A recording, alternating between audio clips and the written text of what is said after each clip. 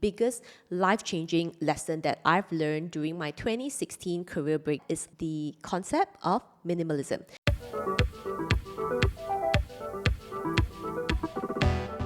Hey, welcome back to the Corporate Survivor podcast with me, Mei Ping, and this is the best place for you to learn everything about the corporate world. My personal definition of minimalism is basically clarity and simplicity.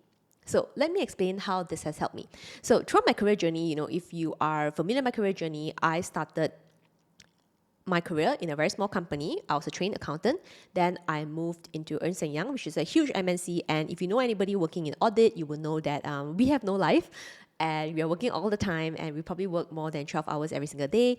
Then after that, I transitioned roles. I transitioned departments and industry. And I joined Visa. So every single time, I made a career change, there was always transitions, and I always found myself in roles where I was always building something. So it was either in a pioneer team or I was building like processes and systems. I've always been in very stressful roles and where I need a lot of critical thinking. I need a lot of like mental energy at work. So one of the struggles that I've had for a very long time, and I say that probably the first half of my career was around the fact that like how do I stay focused? Because when there are just so many things going on, it's really not easy to stay focused, and overwhelm is a feeling. But if we're able to break it down into some key areas, then I think you are able to actually take action. So now I'll tell you something that I've been telling my coaching client, and that's the fact that if your environment is messy, that means your mind is messy, right? Because our environment and how we end up behaving, it usually comes from within. Like it's like the inner chaos is going to transition into your external chaos. So if you feel that in your mind is chaotic, I'm going to guarantee you that your office desk is in a mess, your home desk is in a mess, your bedroom is in a mess, your house is in a mess. It's the same thing. That's because like in your mind, it's like a war zone. So how can your environment be clean? So when I discovered minimalism, I thought, oh, that was really interesting because I've always been feeling like it's just a lot of things going on, and my environment is also really, really messy because that means that, if I'm focused inward, I'm definitely not focusing outward, if you get what I'm trying to say.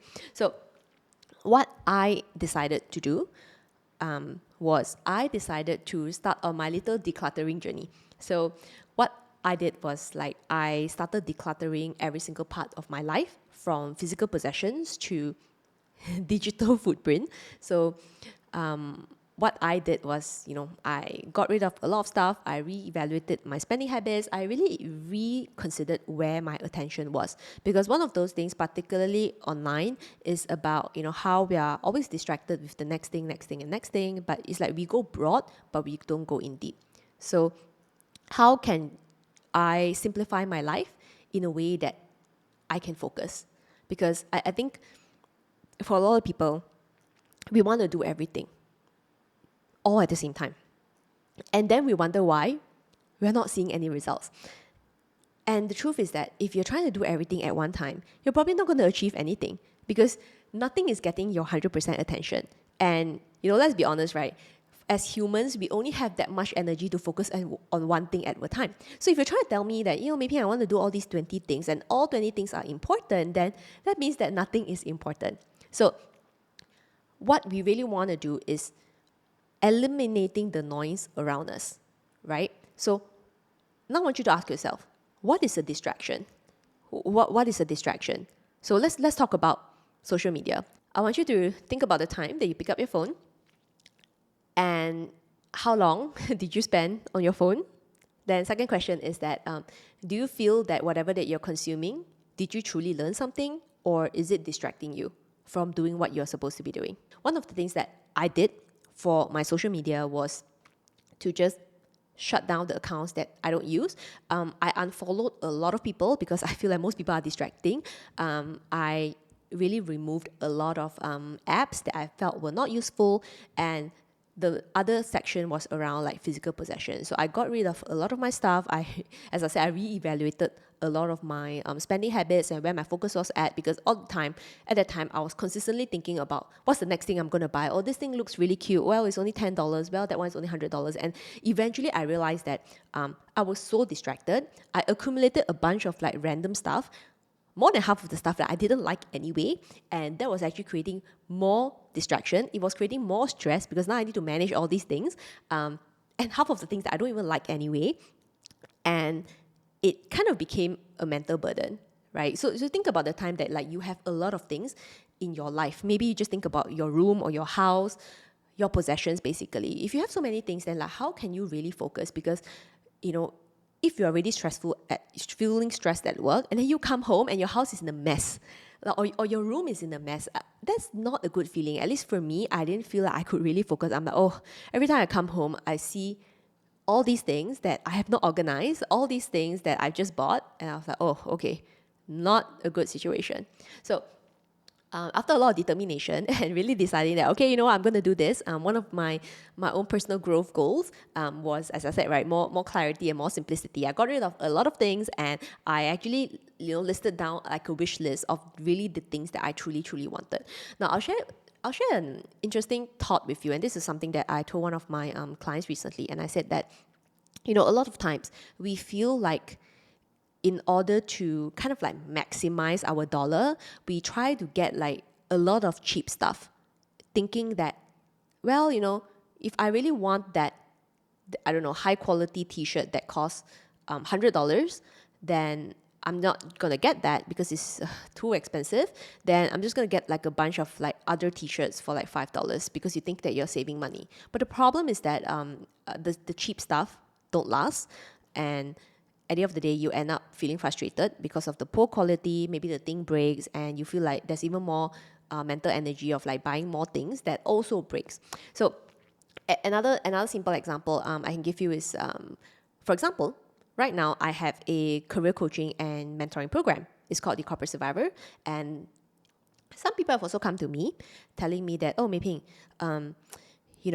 I really, really, really want to join a program. I really, really want to hire you as my coach, but I found this other cheaper coach, so I'm just going to try. I'm like, okay, that's fine. Because, we always make our own choices, and that's fine, right?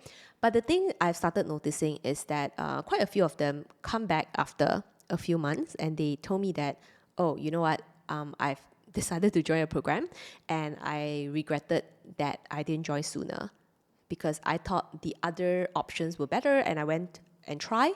But at the end of the day, I went one circle, but I didn't achieve anything. I got even more confused. So it's kind of the same concept as well. Like, think about, the time that you really wanted something that you really, really, really wanted, and you told yourself that, well, I think it's too expensive. I think I can't afford it. Let me go and find a cheaper option. Like, how many times were you satisfied with that cheaper option? Because at the end of the day, that's not really what you want. Like, I can share my own personal experience as well. Like, when I was, maybe that was a few years ago, I really wanted this like handbag, right? But it was like, I think $800, $900 or something. And I told myself, okay, it's too expensive. I'm not gonna buy it because it's too expensive, right? Even though, it was great and everything else, I decided not to do it. And eventually I went to get other stuff. Now, even though the other bags that I bought were highly functional, it was great, but I never felt satisfied. And every single weekend for the next 2 years, I have like consistently go and look back at this whatever bag that I wanted in the first place. And you might think that, Mei Ping, like, but you still got the thing that was functional. That's true, but that was not really what I wanted. Right? You get what I'm trying to say? Like, it's like if you see that dream, whatever that you want, then would it be more satisfactory to save and eventually just go and get the thing that you want, versus buying 20 versions of supposedly that thing that looks close to the thing that you want, but it's not really what you want, right? So I'm not saying that everybody should just go out there and like buy more things and spend money randomly. I'm not saying that. But what I am saying is that, if we want to be simple or have more simplicity in what we do and everything, I think the first thing is really to gain clarity on what we truly want and actually just be focused on the thing that you want, right? If your mind is in a mess, right, messy thoughts, then it will definitely show in your environment, right? So simple example of what I told you just now about buying things. If you're undecided on what you really want, you end up buying everything. You end up trying to buy everything because you want to give it a try. But maybe deep down in your heart, you know that like that's not really what you want. But well, I'm just gonna give it a try. Let's just buy like 20 versions of this like cup or something, or these 20 versions of these shoes, and just see which is better.